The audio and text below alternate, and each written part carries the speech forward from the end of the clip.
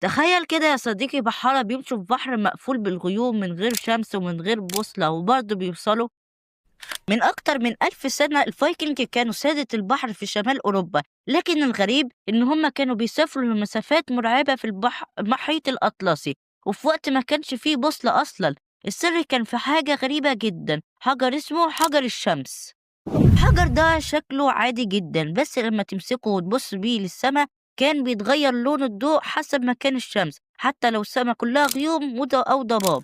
الفايكنج كانوا بيلفوا الحجر في ايديهم، ومن تغير الضوء يعرفوا الشمس فين بالظبط ويحددوا الاتجاهات الصح ويمشوا فيها.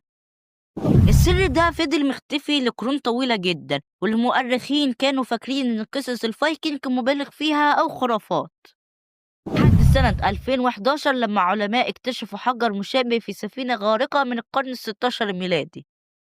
جربوه علميا وطلع فعلا بيحدد مكان الشمس بدقة مذهلة جدا.